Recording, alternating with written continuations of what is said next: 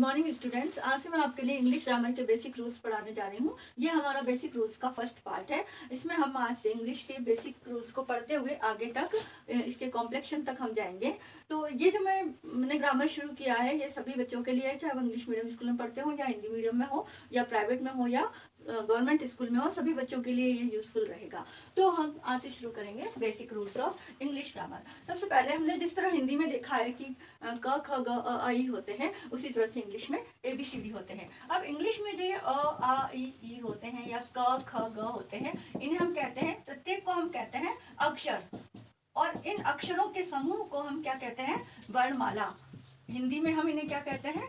वर्णमाला। उसी तरह से ABCD होते हैं इंग्लिश ग्रामर में, और इन ABCD को हम कहते हैं लेटर्स। प्रत्येक को हम कहते हैं लेटर्स।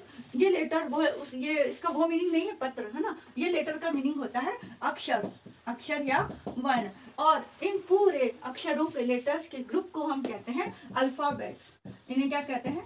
अल्फाबेट्स। तो अल्फाबेट्स क्या होते हैं? Alphabet is the set of letters, is the set of letters which are arranged in a fixed order, जो कि फिक्स्ड ऑर्डर में अरेंज रहते हैं। जैसे A के बाद B ही आएगा, B के बाद C आता है, C के बाद D आता है। तो जिस तरह से इनका अरेंजमेंट फिक्स होता है, जैसे हिंदी में भी इनका अरेंजमेंट फिक्स होता है, क के बाद ख आता है, ख के बाद ग ही आता है। तो इस पूरे को, इन अक्षरों के समूह को हम वर्णमाला कहते हैं। उसी तरह से इंग्लिश में इन लेटर्स के ग्रुप को अल्फाबेट्स कहते हैं। ठीक है, इस तरह से हम लेटर्स और अल्फाबेट की डेफिनेशन लिख सकते हैं।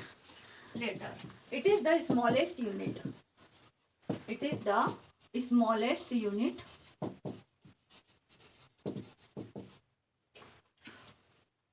which is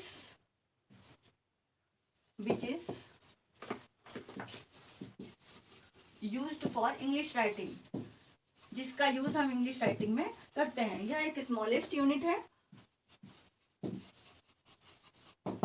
इसका इंग्लिश राइटिंग में हम इसका यूज करते हैं लेटर का।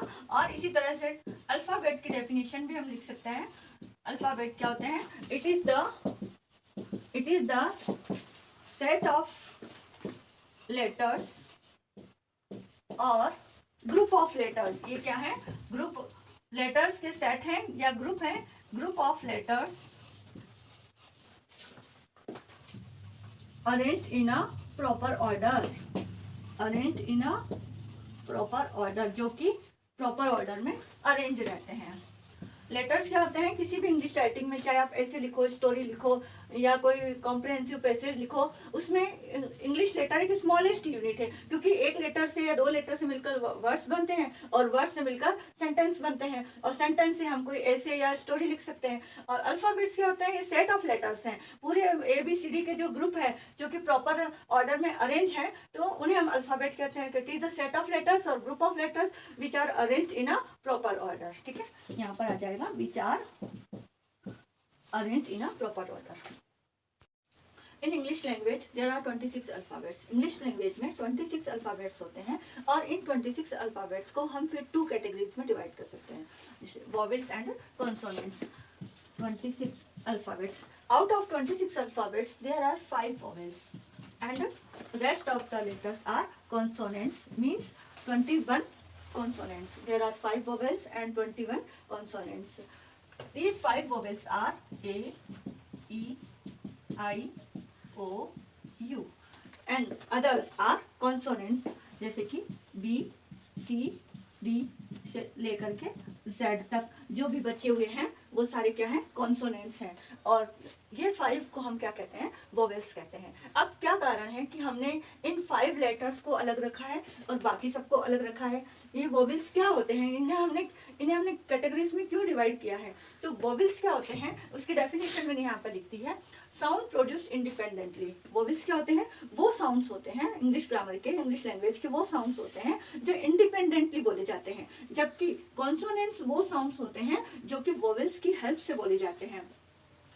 Sound produced when the breath flows out through the mouth without being blocked by the teeth, tongue और lips. अब वोवेल्स क्या होते हैं? वोवेल्स वो साउंड होते हैं जो हम बोलते हैं, जो हमारी ब्रीथ चैनल है, जिसमें हमारी सांस आ रही है जा रही है वोकल ट्रैक्ट के द्वारा, उसमें ना कोई रुकावट नहीं आती है। इनको बोलते समय इनके साउंड को प्रोड्यूस जब हमारे बॉडी से या माउथ से होता है तो उस समय कोई रुकावट नहीं आती है और ना ही ये हमारे टीथ, टंग और लिप्स से ब्लॉक्ड होते हैं। जबकि जो कॉन्सोनेंट्स होते हैं इनका जब हम प्रोनाउंसिएशन करते हैं, इनके साउंड को जब हम प्रोड्यूस करते हैं तो हमारी जो ब्रीथ चैनल है, जो एयर अंदर आ रही है जा रही है, उसमें रुकावट होती है, चाहे वो टीथ से हो रही हो या टंग से हो रही हो या लिप से हो रही हो। जैसे कि मैंने बोला बी, तो बी में मेरे लिप्स जो है बंद हुए हैं, है ना। सी में टंग हमारी ऊपर टच हो रही है, एक हमारा ऊपर वाले पार्ट को बोलते हैं पैलेट के, और ये चारों ही हमारे क्या करते हैं, साउंड को प्रोड्यूस करने में रुकावट उत्पन्न करते हैं, इसलिए हमने इन्हें कॉन्सोनेंट्स कैटेगरी में रखा हुआ है। Sound produced with opened mouth, ये जो वोवेल्स होते हैं उनका साउंड प्रोड्यूस होता है ओपन्ड माउथ से। जैसे मैंने बोला ए में मेरा माउथ ओपन ही है ना, और इस ब्रीथ चैनल में कोई रुकावट भी नहीं आ रही है, ना ही लिप्स बंद हो रहे हैं, ना ही हमारी टीथ और टंग इसमें बोलने में कोई रुकावट उत्पन्न कर रही है।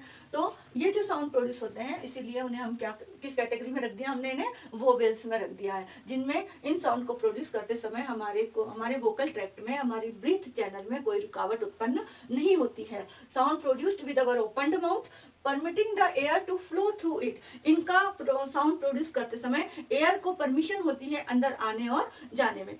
और जबकि कॉन्सोनेंट्स में sound produced with our closed mouth और with disturbing the air to flow through it, जब हम इन साउंड को प्रोड्यूस करते हैं, जैसे सी, डी, ई, एफ, ई नहीं, ई तो वोवेल है ना, एफ में भी जी, एच, आई तो वोवेल है ना, उसके अलावा जे, के, एल, एम में भी देखो लिप्स बंद हुए हैं। तो इनका जब हम साउंड प्रोड्यूस करते हैं तो हमारी एयर जो अंदर आ रही है और जा रही है उसमें डिस्टरबेंस होता है, रुकावट होती है, लिप्स, टीथ और टंग वो सब बंद होते हैं या उनसे कोई रुकावट होती है हमारी ब्रीथ चैनल में, तो इसलिए हमने इनको कॉन्सोनेंट्स कैटेगरी में रखा हुआ है। तो हमने देखा अभी कि जितने भी 26 लेटर्स हैं उन लेटर्स को हमने 2 कैटेगरीज में डिवाइड किया, वोवेल्स एंड कॉन्सोनेंट्स। अब हम इनके साउंड को समझने की कोशिश करेंगे। इनके जो साउंड प्रोड्यूस होते हैं उसके लिए हम हमारी हिंदी वर्णमाला की मदद ले सकते हैं। हिंदी वर्णमाला में जिस तरह स्वर और व्यंजन होते हैं, स्वर कौन कौन से होते हैं, अ, आ, ई, उ, ए, ओ, आगे भी होते हैं, लेकिन हमारे को बस इतने की जरूरत है। इन स्वरों से, यदि इन स्वरों से कोई वर्ड की साउंड प्रोड्यूस होता है, कोई हम कहते हैं वोवेल साउंड। वोवेल साउंड, यदि आपको वोवेल साउंड को समझना है तो आपको ये हिंदी के स्वर याद होने चाहिए। इन स्वरों को आप जब बोलोगे कहते हैं, ठीक है। अब वोवेल साउंड कैसे, जैसे मान लो अब जैसे ए से एप्पल में ए का साउंड प्रोड्यूस हो रहा है, एप्पल, एरोप्लेन में भी ए का साउंड प्रोड्यूस हो रहा है, तो वो वोवेल साउंड कहलाएगा। इसी तरह से जैसे एग, एलिफेंट, है ना, ए का साउंड प्रोड्यूस हो रहा है तो वो कौन सा कहलाएगा, वोवेल साउंड कहलाएगा। एलिफेंट में भी ए का साउंड प्रोड्यूस हो रहा है तो वो वोवेल साउंड कहलाएगा। आई से जैसे इंक या इंक पॉट, ई का साउंड प्रोड्यूस हो रहा है तो वो क्या कहलाएगा, वोवेल साउंड कहलाएगा। अब ओ से ऑरेंज या आउल, ऑरेंज का ओ से प्रोड्यूस हो रहा है, आउल का आ से प्रोड्यूस होता है, आउल आ से साउंड प्रोड्यूस हो रहा है, तो ये साउंड क्या कहलाएंगे, वोवेल साउंड कहलाएंगे। तो इन वोवेल साउंड को समझने के लिए आपको इन स्वरों का ध्यान रखना होगा कि इन स्वरों से यदि साउंड इन स्वरों से प्रोड्यूस होता हो तो उसे हम कहते हैं वोवेल साउंड, और इन स्वरों के अलावा कुछ भी प्रोड्यूस हो तो उसे हम कॉन्सोनेंट साउंड कहते हैं। अच्छा, आप कॉन्सोनेंट में आ जाओ। मान लो मैंने लिखा ऑनेस्ट, अब ऑनेस्ट में इस एच का हम जो साउंड प्रोड्यूस हो रहा है वो ओ हो रहा है, एच का साउंड प्रोड्यूस नहीं हो रहा है, तो इसे हम ऑनेस्ट कहते हैं, ना कि होनेस्ट। इसका जो प्रोनाउंसिएशन होता है वो होता है ऑनेस्ट, और ऑनेस्ट की वजह से यहाँ पर ये साउंड वोवेल साउंड कहलाएगा। ऐसे ही इसलिए हम आगे पढ़ेंगे कि आर्टिकल जब चैप्टर पढ़ेंगे उस आर्टिकल में हम पढ़ेंगे कि जितने भी वोवेल साउंड से प्रोड्यूस होने वाले जो नाउन हैं उनके आगे एन लगता है, उनके आगे क्या लगता है, एन लगता है, एन ऑनेस्ट मैन। और ऐसे ही जैसे मान लो ऑनरेबल हम बोलते हैं ना, जैसे ऑनरेबल चीफ गेस्ट, तो ऑनरेबल यहाँ भी जो साउंड प्रोड्यूस हो रहा है वो ओ से हो रहा है, इसलिए ये साउंड क्या कहलाएगा, वोवेल साउंड कहलाएगा। और कॉन्सोनेंट, इनके अलावा कोई भी साउंड प्रोड्यूस हो जाए वो क्या कहलाते हैं, कॉन्सोनेंट साउंड कहलाते हैं। ठीक है। अब हम पढ़ेंगे सेमी वोवेल। इन लेटर्स को हमने 2 पार्ट्स में डिवाइड किया, वोवेल एंड कॉन्सोनेंट्स, बट एक थर्ड कैटेगरी और है इनकी जिसे हम कहते हैं सेमी वोवेल। ये सेमी वोवेल 2 लेटर्स को कहते हैं सेमी वोवेल। अब क्या मतलब हुआ सेमी वोवेल का? इसका मतलब क्या हुआ कि जो वोवेल भी है और कॉन्सोनेंट भी है, मतलब कि आधे अर्ध सेमी वोवेल हैं, अर्ध वोवेल हैं, मतलब जो कभी कभी कॉन्सोनेंट का साउंड भी देते हैं, और वो है हमारे W एंड Y। अब वैसे देखा जाए तो W का जो साउंड प्रोड्यूस होता है वो व और य से Y का होता है य, लेकिन कभी कभी ये किसी वर्ड में वोवेल का साउंड भी देते हैं, वोवेल का साउंड देते हैं, इसलिए हम इन्हें दोनों का साउंड एक्ट करते हुए ये अपना साउंड देते हैं, जैसे वोवेल का भी और कॉन्सोनेंट का, इसलिए इन W और Y को सेमी वोवेल कहते हैं। अब कब ये वोवेल का साउंड देते हैं और कब ये साउंड का कॉन्सोनेंट का साउंड देते हैं? जब W एंड Y, आपको इसमें 2 ही बात याद रखनी है, W और Y लेटर फर्स्ट लेटर के रूप में आए कहीं पर भी इनका यूज यदि फर्स्ट लेटर के रूप में हो रहा है तब ये कॉन्सोनेंट साउंड देते हैं, कॉन्सोनेंट साउंड देते हैं। और यदि ये W एंड Y यदि कहीं मिडिल साउंड, मिडिल लेटर, कोई मिडिल लेटर है, बीच के लेटर हैं, मिडिल लेटर या एंडिंग लेटर हैं, या तो बीच के हैं या एंड के हैं, तब ये वोवेल साउंड देते हैं। ये आपको ध्यान रखना है। अब इसके एग्जांपल में बता देती हूँ आपको। पहले ये 2 बातें आप याद रख लेना। यदि ये किसी फर्स्ट लेटर पर आते हैं तब इनका साउंड कॉन्सोनेंट साउंड होता है, और यदि ये बीच में आते हैं या लास्ट में आते हैं, एंड में आते हैं किसी वर्ड के, तब ये वोवेल साउंड देते हैं। जैसे हम देखेंगे, सबसे पहले हम देखेंगे W का। W में जिसे मैंने लिखा वॉच, वर्ल्ड,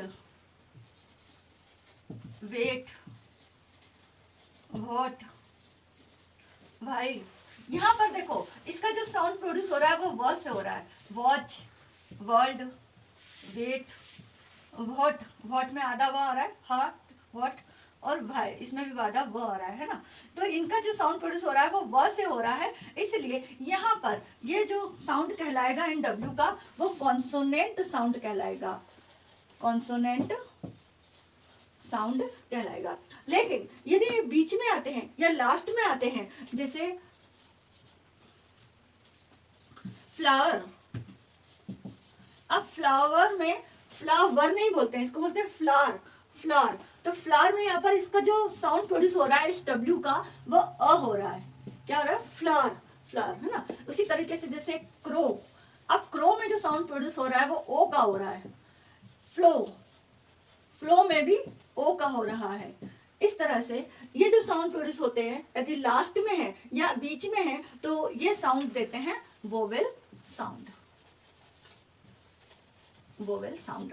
ठीक है, और भी देख सकते हैं हम हाउ। अब यहाँ पर ऊ हो रहा है, काऊ, यहाँ पर भी इसका साउंड ऊ हो रहा है। तो ये ऊ क्या है? हमने अभी देखा था, स्वर है हिंदी के, और यदि इनसे प्रोड्यूस होने वाला कोई साउंड है तो वो क्या कहलाएगा? वोवेल साउंड कहलाएगा। अब ऐसे ही हम देखेंगे वाई में। अब ऐसे ही हम वाई में देखेंगे। वाई में यदि शुरू में आ रहा है तो वो कंसोनेंट साउंड होगा, जैसे येलो, येलो में इसका साउंड, वाई का साउंड क्या आ रहा है? य आ रहा है ना। और दूसरा येलो, यार्न, यार्न में भी या आ रहा है। योक, योक, ये वाई का भी या आ रहा है। और योक, एक और योक होता है, इसमें भी क्या आ रहा है? या आ रहा है। तो यदि शुरू में आ रहे हैं ये साउंड और साउंड य का साउंड दे रहे हैं तो ये सारे वाई यहाँ पर क्या देगा? कॉन्सोनेंट साउंड दे रहा है। इसलिए हमने इन वाई और डब्ल्यू को किस में रखा है? सेमी वोवेल में रखा है, क्योंकि जब ये शुरू में आते हैं तो कॉन्सोनेंट साउंड देते हैं, लेकिन जब बीच में आते हैं जैसे ऑक्सीजन, हाइड्रोजन, अब देखो ऑक्सीजन, हाइड्रोजन, यहाँ आई ई का साउंड दे रहा है, ये यहाँ पर भी ई का साउंड दे रहा है ना। सिलेबस, सिलेबस सी, ई का साउंड दे रहा है यहाँ पर भी। तो यदि वो बीच में आते हैं जैसे और लास्ट में आते हैं तो देखो इजी, बिजी, ब्यूटी, भाई, बाय या माई, माई, है ना। तो यहाँ पर जो साउंड आ रहा है इनका लास्ट में आ रहा है, ई आ रहा है सबका, इजी, बिजी, ब्यूटी, ई, वाई, वाई, माई, यहाँ पर ई का साउंड आ रहा है, इसलिए इसे हम यहाँ पर कौन सा साउंड कहेंगे, वोवेल साउंड कहेंगे। किसका, वाई का। तो डब्ल्यू और वाई जब शुरू में आते हैं और उनका साउंड यदि कॉन्सोनेंट साउंड होता है तो वो वहां पर कॉन्सोनेंट की तरह एक्ट होते हैं, और यदि वो बीच में या एंड में आते हैं कहीं पर तो उनका साउंड वोवेल साउंड होता है और वहां पर वो वोवेल की तरह एक्ट होते हैं। इसीलिए डब्ल्यू और वाई को हमने क्या कहा है, सेमी वोवेल कहा है। ठीक है। तो हमने देखा इंग्लिश ग्रामर में 26 लेटर्स होते हैं और 26 लेटर्स को हमने मेनली 2 पार्ट्स में डिवाइड किया था, वोवेल्स एंड कॉन्सोनेंट्स। इसके अलावा हमने थर्ड कैटेगरी भी देखी थी, सेमी वोवेल्स, जिसमें हमने डब्ल्यू और वाई को रखा था। अब हम देखेंगे कि लेटर्स के कॉम्बिनेशन से वर्ड्स बनाए जाते हैं। The group of letters which gives some senseful meaning is called word. Word कैसा होना चाहिए, जिसका कोई सेंसफुल मीनिंग होना चाहिए। जैसे मान लो मैंने कोई ग्रुप ऑफ लेटर्स तो ले लिए, मान लो मैंने ये लिख दिया कुछ भी, ANLIOIU, अब ये वर्ड नहीं कहलाएगा। क्यों नहीं कहलाएगा, क्योंकि इसका कोई मीनिंग नहीं है, ये मीनिंगलेस वर्ड है। इसलिए वर्ड वो होता है, ग्रुप ऑफ लेटर्स होता है, कॉम्बिनेशन ऑफ लेटर्स होता है, लेकिन उसका कोई सेंसफुल मीनिंग होना चाहिए, जैसे वॉच, वाटर, जो भी है ना। इसी तरह से वर्ड के कॉम्बिनेशन से, वर्ड्स के कॉम्बिनेशन से सेंटेंस बनाए जाते हैं। The group of words which gives some senseful meaning is called sentence. अब सेंटेंस भी मीनिंगफुल सेंस देना चाहिए। ऐसा नहीं कि आपने कुछ भी लिख दिया, is, am, you और कह दिया कि ये भी तो ग्रुप ऑफ वर्ड्स है, तो ये भी एक सेंटेंस होना चाहिए। लेकिन नहीं, वो ये ग्रुप ऑफ वर्ड्स तो है लेकिन ये एक मीनिंगफुल सेंस नहीं दे रहा है, इसलिए इसे हम सेंटेंस नहीं कहेंगे। तो सेंटेंस वो होता है जो एक मीनिंगफुल सेंस दे हमें। अब सेंटेंस, मान लो मैंने एक सेंटेंस लिया, आह, a poor man was arrested by the police and was beaten very badly. एक गरीब आदमी पुलिस के द्वारा अरेस्ट किया गया और बुरी तरह से पीटा गया। ठीक है। अब ये सेंटेंस मैंने अब कहा तो इसमें बहुत दुख से कहा है, इसे आह एक दुख का फीलिंग दे रहा है, एक सडन फीलिंग दे रहा है, एक एक्सप्रेशन दे रहा है, हमारे भाव बता रहा है कि हमें दुख है। इसका मतलब कि आह, एक गरीब व्यक्ति, एक गरीब आदमी पुलिस के द्वारा अरेस्ट किया गया और बुरी तरह से पीटा गया। तो इस आह को हम एक कैटेगरी में रखेंगे। ये जो हमारी सडन फीलिंग है ना, हमारा जो एक्सप्रेशन है, उसको हम एक कैटेगरी में रखेंगे। ये आ भी एक कैटेगरी में आएगा। पुअर मैन जो ये बताता है कि एक गरीब आदमी, मतलब गरीब आदमी कितना है, एक है, एक गरीब आदमी, एक के बारे में बता रहा है। ठीक है ना, कि एक है गरीब आदमी। और ये मैन क्या है, एक संज्ञा है, किसी का नाम है, कोई संज्ञा हम दे सकते हैं, कोई व्यक्ति है और वो कैसा है, गरीब है। तो ये जो वर्ड है पुअर, ये इस आदमी की विशेषता बता रहा है कि यह आदमी कैसा है, गरीब है। वॉज अरेस्टेड, वॉज मतलब गया था, ये बीते समय को बता रहा है, पास्ट को बता रहा है। अरेस्ट ये एक्शन को बता रहा है। ये जो वर्ड एक एक्शन की कैटेगरी में आएगा कि उसे क्या किया गया, गिरफ्तार किया गया। बाय किसी व्यक्ति को या किसी संज्ञा को या किसी चीज या वस्तु या आदमी, उनको जोड़ने का काम कर रहा है यहाँ पर। तो poor man was arrested, poor man किसके द्वारा अरेस्ट किया गया, तो पुलिस के द्वारा। तो ये वर्ड भी एक कैटेगरी में आएगा। इसका भी एक स्पेशल रोल है, एक फंक्शन है इस सेंटेंस में, और जो एक जगह भी इसकी फिक्स है कि वो कहाँ पर आना चाहिए। इसी तरह से द का भी इम्पोर्टेंट रोल है ना, वो भी एक कैटेगरी में रखा जाएगा। जो एक कैटेगरी में रखा जाएगा वैसे ही द को भी हम एक कैटेगरी में रखेंगे। पुलिस भी एक संज्ञा है, एक नाम है, किसी का कोई किसी के बारे में बता रहा है कि कोई व्यक्ति है। एंड यहाँ पर इस पार्ट को, इस सेंटेंस के इस भाग को और इस भाग को यहाँ पर जोड़ने का काम कर रहा है। यहाँ पर इस पार्ट में तो मैंने कहा कि a poor man was arrested by the police, है ना, और मैं इस पार्ट को अलग से भी बोल सकती थी, लेकिन मैंने इसी सेंटेंस में इसको जोड़ दिया। तो एंड यहाँ पर जोड़ने का काम कर रहा है, तो ये भी एक स्पेशल कैटेगरी में आ रहा है, एक स्पेशल फंक्शन है यहाँ पर इसका। वॉज फिर वही बीते समय को बता रहा है, बीटन एक्शन को बता रहा है, कोई क्रिया हो रही है कि क्या क्रिया हो रही है, क्या एक्शन हो रहा है कि उसको पीटा गया, पीटना एक एक्शन हो रहा है। अब बैडली, ये बैडली जो है वो इस एक्शन की विशेषता बता रहा है कि उसे पीटा तो गया, लेकिन कैसा पीटा गया, बुरी तरह से पीटा गया। वेरी, वेरी इसकी विशेषता बता रहा है कि पीटा गया, बुरी तरह से पीटा गया। वेरी बता रहा है कि बहुत ही बुरी तरह से पीटा गया। कैसा, कितनी बुरी तरह से पीटा गया, तो बहुत ही बुरी तरह से पीटा गया। तो इसका भी अपना एक फंक्शन है, अपना एक रोल है। ये भी एक कैटेगरी में आएगा, ये भी एक कैटेगरी में आएगा। और इस तरह से एक सेंटेंस में हर वर्ड का अपना अपना एक फंक्शन होता है, अपना अपना एक प्लेस होता है, एक रोल होता है, अपनी जगह पर ये फिक्स होते हैं। कोई ऐसा नहीं कि एंड को अपने लास्ट में लिख दिया तो वो कोई सेंटेंस नहीं कहलाएगा। अब हम देखेंगे कि आह जो है वो किस कैटेगरी में आ रहा है। ये आह जो है वो एक स्पेशल कैटेगरी में रखेंगे। इस तरह की जो हमारी सडन फीलिंग्स होती है, चाहे वो खुशी की हो, दर्द की हो या भय की हो, कोई सी भी फीलिंग्स हो, उसे हम एक स्पेशल कैटेगरी में रखते हैं, जिसे हम कहते हैं इंटरजेक्शन। इसे हम क्या कहते हैं, इंटरजेक्शन कहते हैं। अ पुअर मैन, यहाँ पर मेन जो है वो एक संज्ञा है, इसको हम एक कैटेगरी में रखेंगे, इसको है हम नाउन, इसका नाम है नाउन कैटेगरी में रखते हैं हम। वॉज अरेस्टेड, ये वॉज अरेस्टेड एक एक्शन को बता रहा है, कोई क्रिया को बता रहा है, तो इसे हम एक कैटेगरी में रखते हैं वर्ब कैटेगरी में रखते हैं। हालांकि वर्ब में भी हम इसको हेल्पिंग वर्ब में रखेंगे, लेकिन अभी हम यहाँ पर दोनों को वर्ब कैटेगरी में रखेंगे। बाय जो है वो इस पुलिस, ये पुलिस भी एक नाउन है। यहाँ पर किसी वस्तु, व्यक्ति या स्थान के नाम को हम क्या कहते हैं, नाउन कहते हैं। Noun is the name of person, place और थिंग। तो ये जो नाउन है इस नाउन और इस नाउन की को बता रहा है, इन दोनों में रिलेशन बता रहा है बाय, तो इसे हम कहते हैं प्रीपोजिशन, जो कि किसी नाउन की पोजीशन बताता है या किसी दो नाउन की विशेषता बता रहा है, के रिलेशन बता रहा है। एंड ने इस सेंटेंस के टू पार्ट्स को जोड़ने का काम किया है, तो इसे हम यहाँ पर कहेंगे कंजक्शन मतलब जो दो सेंटेंस को या टू वर्ड्स को या टू फ्रेजेस को जोड़ने का काम करते हैं। वॉज बीटन, फिर ये एक एक्शन आ गया, तो इसे हम वर्ब कैटेगरी में रखेंगे। वेरी बैडली जो है वो इस वर्ब की विशेषता बता रहा है कि वो पीटा तो गया, लेकिन कैसा पीटा गया, बुरी तरह से पीटा गया। तो वर्ब की विशेषता बताने वाले को हम एडवर्ब कहते हैं। और जो एडवर्ब की विशेषता बताए कि बुरी तरह से पीटा गया, लेकिन कितनी बुरी तरह से पीटा गया, बहुत ही बुरी तरह से, तो ये वेरी जो है वो इसकी विशेषता बता रहा है कि बहुत ही बुरी तरह से, तो वेरी भी यहाँ पर एडवर्ब ही होगा। बैडली भी एडवर्ब होगा और वेरी भी एडवर्ब भी होगा।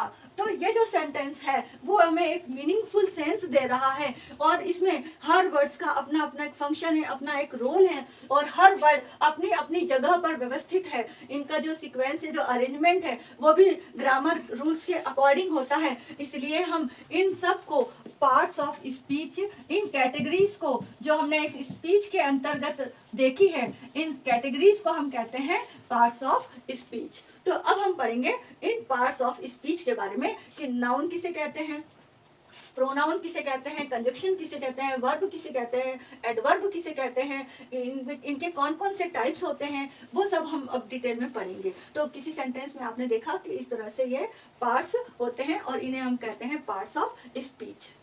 तो हमने देखा कि किसी सेंटेंस में वर्ड्स की 8 कैटेगरीज होती हैं, या मेन 8 रोल्स होते हैं, 8 इंपॉर्टेंट रोल होते हैं, जिन्हें हम 8 कैटेगरीज में डिवाइड कर सकते हैं, और इन्हें हम पार्ट्स ऑफ स्पीच कहते हैं। तो पार्ट्स ऑफ स्पीच में कौन कौन से 8 पार्ट्स होते हैं ये हम देखेंगे। First noun, second pronoun, third adjective, fourth verb, adverb, preposition, conjunction, and 8th and last interjection. ठीक है, तो किसी सेंटेंस में नाउन हो सकता है, प्रोनाउन हो सकता है, एडजेक्टिव हो सकता है, वर्ब हो सकता है। जरूरी नहीं कि हर सेंटेंस में ये 8 पार्ट्स हो ही सही, किसी में 2 भी हो सकता है। जैसे ही प्लेस, अब ही प्लेस क्या है, वह खेलता है। अब यहाँ तो केवल ये प्रोनाउन है और ये वर्ब है, केवल ये 2 ही आ रहे हैं इसमें, तो दो कैटेगरी भी कोई एक सेंटेंस बना सकती है। और किसी सेंटेंस में ये 8 भी हो सकते हैं, जैसे अभी मैंने आपको बताया उसमें, लेकिन प्रोनाउन नहीं था, बाकी सब थे, है ना। और किसी में 7 भी हो सकते हैं, किसी में 6 भी हो सकते हैं। तो सेंटेंस के लिए हम देखेंगे, हमारे लिए जानना जरूरी होता है कि ये सेंटेंस में कौन सा नाउन है, कौन सा प्रोनाउन है, किसे हम एडजेक्टिव कह रहे हैं, किसे हम वर्ब कह रहे हैं। तो अभी हम इसके बारे में थोड़ा सा देख लेते हैं कि किसी सेंटेंस में किसी का name, noun is the name of person, place और थिंग, किसी जगह का नाम, किसी व्यक्ति का नाम और किसी वस्तु का नाम हो तो उसे हम नाउन कहेंगे, ठीक है ना। जैसे आई एट एन एप्पल, मैंने एक एप्पल खाया। अब एप्पल क्या है, एक वस्तु का नाम है ना, तो वस्तु, वो एप्पल क्या हो गया उस सेंटेंस में, नाउन हो गया। तो noun is the name of person, place और thing. Name of person, place और थिंग, इसे हम अभी डिटेल में पढ़ेंगे, नाउन को पूरा, इस पूरे को हम डिटेल में पढ़ेंगे, एक एक चैप्टर को। लेकिन यहाँ मैं अभी आपको शॉर्ट में बता रही हूँ। प्रोनाउन, प्रोनाउन क्या होता है, वर्ड, वो word used instead of noun, जो नाउन की जगह यूज होते हैं, word used instead of noun.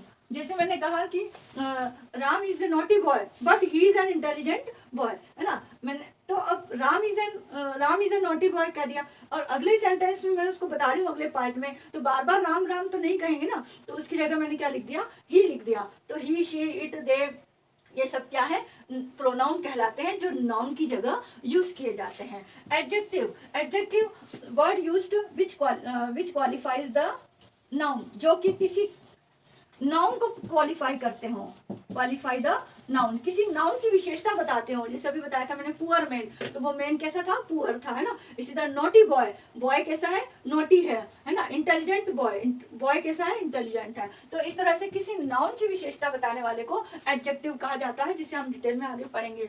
Verb, verb क्या करता है, किसी एक्शन को बताता है, एक्सप्रेस एंड एक्शन, कोई एक्शन को, जैसे मैंने भी बताया अरेस्टेड, या बहुत सारी एक्शंस हैं ना, ईट, रीड, मीट, बहुत सारी एक्शंस हैं।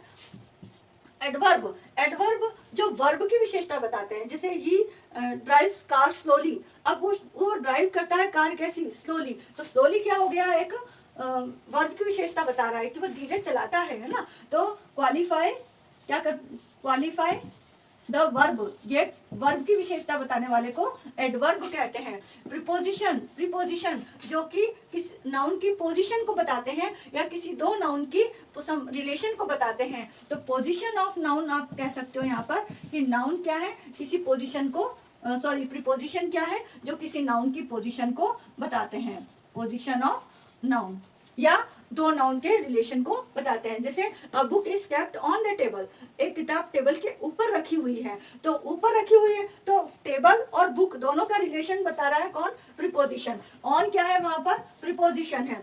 जैसे a cat is sitting under the table, table के नीचे कोई कैट बैठी हुई है, तो कैट और टेबल की रिलेशन क्या हुआ, अंडर, अंडर क्या है, उस कैट और टेबल का संबंध बता रहा है कि वो कहाँ पर है, कैट उसकी पोजीशन बता रहा है कि कैट टेबल के अंदर या नीचे बैठी हुई है। Conjunction, word used to join two words, या तो ये टू वर्ड्स को जोड़ने में काम आते हैं कंजक्शन, या टू फ्रेजेस, फ्रेजेस को जोड़ने में काम आते हैं, जो मैं आगे बताऊंगी फ्रेजेस क्या होते हैं। एंड और, या टू सेंटेंस को जोड़ने में काम आते हैं, और टू सेंटेंस, किसी टू सेंटेंस को यदि वो जोड़ते हैं तो वो भी क्या कहलाते हैं, कंजक्शन कहलाते हैं ना।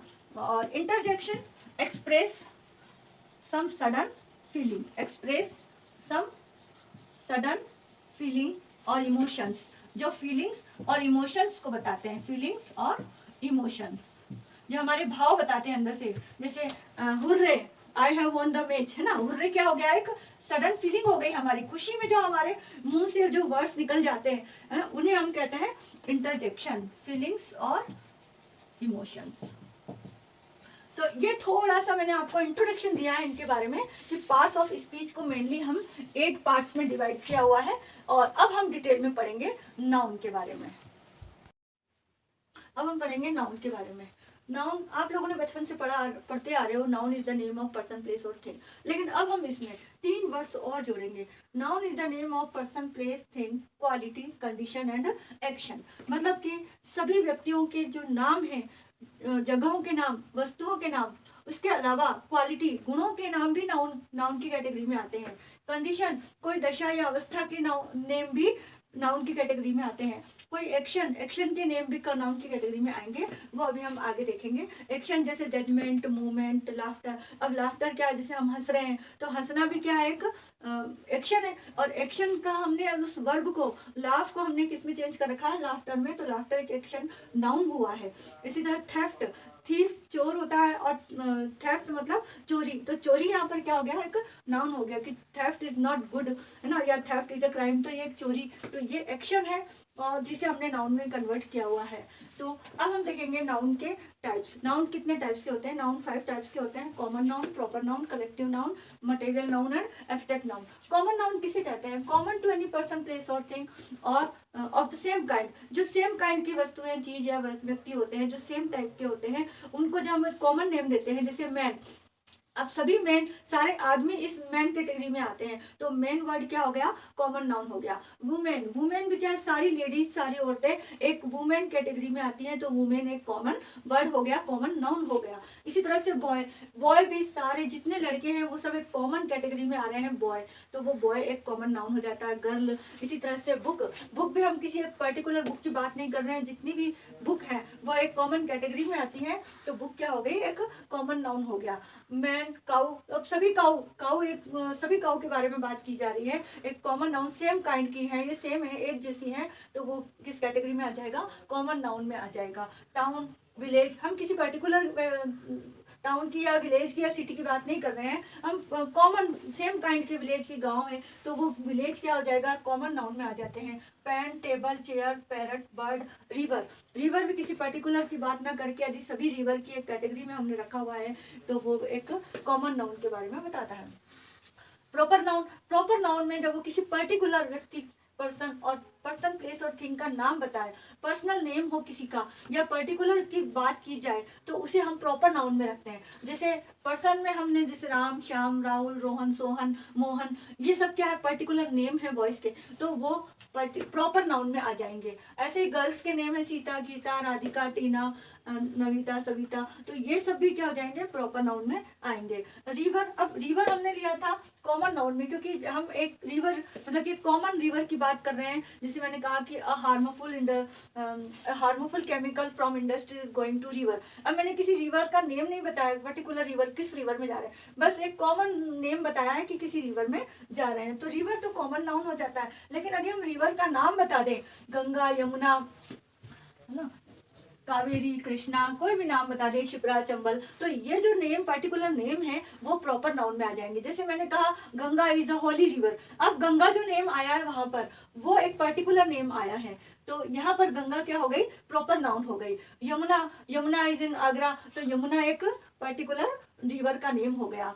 हिमालय, अरावली, ये पर्वत श्रृंखला के नेम है, तो ये क्या हो गए, प्रॉपर नेम हो गए। इंडिया, अमेरिका, अजमेर, जयपुर, ये सब क्या हो गए, कंट्रीज के और सिटीज के पर्टिकुलर नेम हो जाते हैं। सन, मून, अब सन तो क्या है, एक स्टार है ना, लेकिन हमने हमारा जो सबसे पास वाला स्टार है उसका नाम दे रखा है सन, तो सन यहाँ पर पर्टिकुलर नेम हो गया। इसी तरह से मून, मून एक सैटेलाइट है हमारे, जो हमारे अर्थ के चारों ओर चक्कर लगा रहा है, लेकिन हमने उसको नाम दे रखा है मून, तो ये भी क्या हो गए, पर्टिकुलर नेम हो गए। वैसे बुक्स के नेम ले लो, रामायण, बाइबल, महाभारत, गीता, तो ये बुक्स के जो पर्टिकुलर नेम है उन्हें हम प्रॉपर नाउन में रखेंगे। जबकि बुक जो है वो बुक वर्ड यदि आ जाता है तो वो कॉमन नाउन में आएगा, लेकिन बुक का कोई नेम बता दिया जाए तो वो प्रॉपर नेम में आ जाएगा। ठीक है, अब collective name, collective name, name of group of persons और कलेक्शन ऑफ थिंग्स। यदि पर्संस का कोई ग्रुप है तो उस ग्रुप को हमने एक नाम दे रखा है, उसे हम कलेक्टिव नाउन कहते हैं। जैसे क्लास, क्लास किसका ग्रुप है? स्टूडेंट्स का ग्रुप है। बहुत सारे स्टूडेंट्स मिलकर एक क्लास बनाते हैं, तो हमने स्टूडेंट्स ना कह करके क्लास कह दिया उस पूरे ग्रुप को, उस स्टूडेंट्स के ग्रुप को हमने क्लास नाम दे रखा है, तो इसलिए क्लास क्या हो गया यहाँ पर? कलेक्टिव नाउन हो गया। इसी तरह से टीम, टीम किसकी है? प्लेयर्स की। बहुत सारे प्लेयर्स मिलकर एक टीम बनाते हैं, तो यह टीम एक कलेक्टिव नाउन है, किसका? प्लेयर्स का। बैंड, बैंड ऑफ म्यूजिशियंस, बहुत सारे म्यूजिशियन मिलकर के एक बैंड बनाते हैं, तो बैंड एक कलेक्टिव नेम हो गया। जूरी, जूरी ऑफ जजेस, बहुत सारे जज, 2 या 3 या 4 जो भी जजेस मिलकर एक जूरी बनाते हैं, तो जूरी क्या हो गया? एक कलेक्टिव नाउन हो गया। यदि किसी सेंटेंस में जूरी वर्ड आता है तो वो कलेक्टिव नाउन माना जाएगा। आर्मी, आर्मी क्या है? सोल्जर्स का ग्रुप है, तो आर्मी कलेक्टिव नाउन में आ गया। कमिटी, कमिटी भी क्या है? बहुत सारे लोगों की या कुछ लोगों का ग्रुप को हमें कमिटी कह देते हैं कि हमने कमिटी गठित की, तो कमिटी क्या हो गई? यहाँ पर एक कलेक्टिव नाउन हो गया। क्राउड, क्राउड क्या है? लोगों को, लोग यदि भीड़, भीड़ बहुत सारे लोग इकट्ठे हो जाते हैं तो हम कहते हैं ना भीड़, वहाँ पर बहुत there was a very big crowd, वहाँ पर एक बहुत बड़ी भीड़ थी, तो भीड़ क्या हो गई? एक लोगों का समूह है, इसलिए कलेक्टिव नाउन हो गया। बंच, बंच ऑफ कीज है ना, तो बंच, कीज का गुच्छा एक क्या हो गया? बहुत सारी कीज एक गुच्छे में है, तो उसे भी हम बंच को हम कलेक्टिव नाउन कहेंगे। क्लस्टर ऑफ स्टार्स, स्टार्स, बहुत सारे स्टार्स मिलकर एक क्लस्टर बना रहे हैं, ग्रुप बना रहे हैं, तो उसे हम कलेक्टिव नाउन कहेंगे। A pile of books, a pile of stones, book का ढेर, स्टोन्स का ढेर, तो बहुत सारे स्टोन्स या बहुत सारी बुक्स एक जगह रखी हुई है, तो उसे हम पाइल कह रहे हैं, तो यह भी एक कलेक्टिव नाउन हो गया। मटेरियल नाउन क्या होता है? Name of substance which is used to make something, कोई चीज जिस सब्सटेंस से बनती है उस सब्सटेंस को हम मटेरियल कहते हैं। जैसे मान लो I have a chair of wood, मेरे पास चेयर किसकी है? लकड़ी की है, तो वुड क्या हो गया उस सेंटेंस में? मटेरियल नाउन हो गया। जैसे copper, wire of copper is used for electricity, है ना, मैंने सेंटेंस बोला, तो यहाँ पर अ वायर ऑफ कॉपर, इसका मतलब क्या है? वायर किससे बना हुआ है? कॉपर से बना हुआ है, तो कॉपर यहाँ पर मटेरियल नाउन हो गया। ऐसे he would, silver, gold, suppose मैंने बोला कि I have ring of gold, है ना, तो मैंने क्या कहा कि मेरे पास जो रिंग है वो किसकी है? गोल्ड की है। या मैंने कहा कि I have anklet of silver, मेरे पास चांदी की पायजम है, तो ये सब क्या हो गए? सिल्वर और गोल्ड। यहाँ सेंटेंस में क्या बता रहे हैं? मटेरियल नाउन, कि इन मटेरियल से, सिल्वर या गोल्ड से मिलकर क्या बनी है? रिंग या पायजम बनी है। रबर, जैसे रबर, रबर से क्या बनाए जाते हैं? टायर, तो अपन कह सकते हैं कि that tyre has good quality rubber, कि उस टायर में क्या है? गुड क्वालिटी का रबर है। इसका मतलब वह टायर किससे बना हुआ है? रबर से बना हुआ है, तो रबर वहां पर क्या हो गया? मटेरियल नाउन हो गया। प्लास्टिक, है ना, आई have a chair of plastic, मेरे पास, या that bottle is made up of plastic, तो ये भी हम क्या कह सकते हैं? प्लास्टिक, उसमें क्या हो गया? Material noun. मिल्क, मिल्क में जैसे a curd is product of milk, curd क्या है? दही क्या है? मिल्क का प्रोडक्ट है, तो ये उस सेंटेंस में पता चल रहा है कि कर्ड किससे बना है? मिल्क से बना है, तो मिल्क यहाँ पर क्या हो गया? मटेरियल नाउन हो गया। इसी तरह से glass, I have bottle of glass, मेरे पास ग्लास की बोतल है, तो ग्लास, ये वो क्या हो गया? बोतल किसकी बनी हुई है? ग्लास की बनी हुई है, तो वो ये बता रहा है कि ग्लास यहाँ पर मटेरियल नाउन है। तो जिस सेंटेंस में आपको ये पता चले कि कोई चीज किसकी बनी हुई है, जिससे बनी हुई है, उसे हम मटेरियल नाउन कहेंगे। ठीक है, अब आ जाओ एब्स्ट्रैक्ट नाउन। एब्स्ट्रैक्ट नाउन किसे कहते हैं? एब्स्ट्रैक्ट का मीनिंग होता है अमूर्त। अमूर्त का मतलब होता है जो हमें दिखाई ना दे, जिसको हम छू ना सके, जिसे हम देख नहीं सकते, लेकिन हम उसका एहसास कर सकते हैं, उसे महसूस कर सकते हैं, उसे हम फील कर सकते हैं। और उसमें भी हम उसको एब्स्ट्रैक्ट नाउन में भी हमारे 3 पार्ट्स आ जाएंगे। ये जो हमने यहाँ डेफिनेशन में लिया ना, क्वालिटी, कंडीशन एंड एक्शन, इन तीनों को हमने एब्स्ट्रैक्ट नाउन में रखा है। मतलब कि ये हुआ कि क्वालिटी मतलब तो गुण। अब जैसे मान लो मैंने कहा कि ही इज वेरी ऑनेस्ट, अब उसमें ऑनेस्ट है, लेकिन उसमें वो तो चलो उस व्यक्ति की विशेषता बता रहा है, लेकिन मैंने कहा honesty is the best policy, है ना, तो honesty is the best policy. अब ऑनेस्टी यहाँ पर नाउन है, तो नाउन हमें दिखाई तो नहीं दे रहा है, यहाँ के नाउन तो हमें दिख रहे हैं कि चलो ये व्यक्ति है, ये वस्तु है और ये उसका नाम है, लेकिन वहां तो हमें व्यक्ति दिखाई नहीं देगा, ऑनेस्टी हमें दिखाई नहीं दे रही ना, तो ऑनेस्टी वहां पर क्या हो गई? Abstract noun. नाउन तो है क्योंकि हम उसके बारे में बात कर रहे हैं, honesty is the best policy, उसके बारे में हम बात कर रहे हैं, लेकिन वो हमें दिखाई नहीं दे सकती, उसे सिर्फ महसूस किया जा सकता है, तो इसलिए ऑनेस्टी क्या हो गई? वहां पर क्वालिटी हो गई। ऐसे ही कंडीशन, पेशेंस, पेशेंस भी एक क्वालिटी है, जिसे हम कहें कि पेशेंस इज अ वर्च्यू। अब इस सेंटेंस में पेशेंस एक नाउन है क्योंकि हम पेशेंस की बात कर रहे हैं,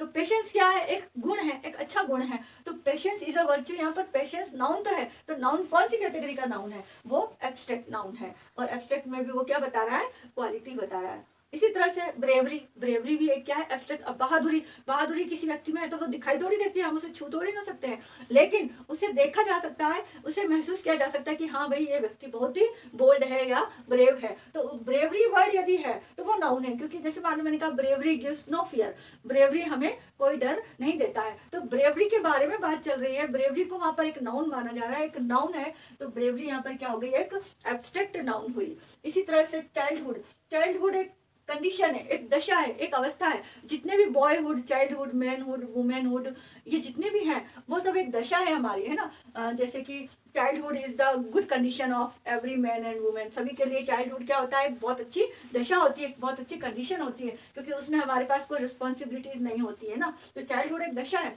और चाइल्डहुड ऐसा तो है नहीं कि कोई वस्तु है, व्यक्ति है जिसे हम देख सकते हो, ये तो एक कंडीशन है, एक दशा है जिसे सिर्फ महसूस किया जा सकता है। तो इसीलिए इसको हम किस में रखेंगे, एब्स्ट्रैक्ट नाउन में रखेंगे। इसी तरह से जस्टिस, है ना, जस्टिस इज अ, जैसे मैंने कहा justice is a Nobel quality. अब इस सेंटेंस में जस्टिस एक नाउन है, क्योंकि हम जस्टिस के बारे में बता रहे हैं, जस्टिस की विशेषता बता रहे हैं, जस्टिस के बारे में बोला जा रहा है। तो जस्टिस यहाँ पर क्या हो गया, एब्स्ट्रैक्ट नाउन। जस्टिस मतलब न्याय, न्यायपूर्वक या न्याय। तो न्याय हमें दिखाई तो नहीं दे रहा ना, कोई वस्तु तो है नहीं जिसे हम छू लें, लेकिन इसका हम ये जान रहे हैं कि एक गुण है, एक जस्टिस एक क्वालिटी है, एक गुण है जो एक बहुत अच्छी नोबल क्वालिटी है, इसलिए जस्टिस भी क्या हो जाएगा, एब्स्ट्रैक्ट नाउन में आएगा। इसी तरह से विजडम, विजडम चतुराई, चतुराई भी हमें कोई वस्तु है, दिखाई तो नहीं दे रही है, लेकिन एक क्वालिटी है। काइंडनेस एक क्वालिटी है, दया। और क्लेवरनेस, चतुराई भी एक क्वालिटी है। ट्रुथ, ट्रुथ भी एक क्वालिटी, सच्चा, सच्चाई, जैसे truth is beauty and beauty is truth, beauty भी एक क्वालिटी है। तो ट्रुथ तो एक ब्यूटी है और ब्यूटी एक ट्रुथ है, ये दोनों ही क्या है, एब्स्ट्रैक्ट नाउन में आ जाएंगे। यदि हम ट्रुथ इज ब्यूटी बोल रहे हैं तो हम ट्रुथ के बारे में बोल रहे हैं, तो ट्रुथ वहां पर क्या हो गया, एक एब्स्ट्रैक्ट नाउन हो गया। ब्यूटी भी एक एब्स्ट्रैक्ट नाउन है कि ब्यूटी इज ट्रुथ, ये सभी एब्स्ट्रैक्ट नाउन में आ जाएंगे। तो इस तरह हमने आज ये नाउन टॉपिक पढ़ा, और नाउन में हमने देखा कि 5 टाइप्स होते हैं, कॉमन नाउन, प्रॉपर नाउन है, सभी नाउन, सभी संज्ञाएं जिनके बारे में बात की जा रही है, लेकिन सबका टाइप अलग अलग है। कुछ कॉमन नाउन है जिनके पर्टिकुलर नेम के बारे में बात नहीं की जा रही है, कॉमन सेम काइंड की वस्तुओं के बारे में बात हो रही है। प्रॉपर नाउन में इनके पर्टिकुलर नेम है, पर्टिकुलर व्यक्ति है, वस्तु है, स्थान है, उनके बारे में बात की जा रही है। कलेक्टिव नाउन जो ग्रुप ऑफ पर्सन है, group of place, group of things है, उनके लिए जो एक वर्ड दिया गया है उन्हें कलेक्टिव नाउन कहा गया है। मटेरियल नाउन, जैसे कोई चीज जिस वस्तु से बनी है, उस वस्तु को जिससे वो बनी है उसे हम मटेरियल नाउन कह रहे हैं, पर वो भी नाउन ही है। और एब्स्ट्रैक्ट नाउन जो मूर्त है, जो दिखाई नहीं दे सकती, जिसे हम छू नहीं सकते, लेकिन वो एब्स्ट्रैक्ट नाउन में आता है। तो आज हमारा नाउन का यहाँ तक का वीडियो खत्म होता है। नेक्स्ट पार्ट में मैं आपको, नेक्स्ट पार्ट सेकंड में मैं आपको नाउन एंड द नंबर के बारे में पढ़ाऊंगी। ठीक है।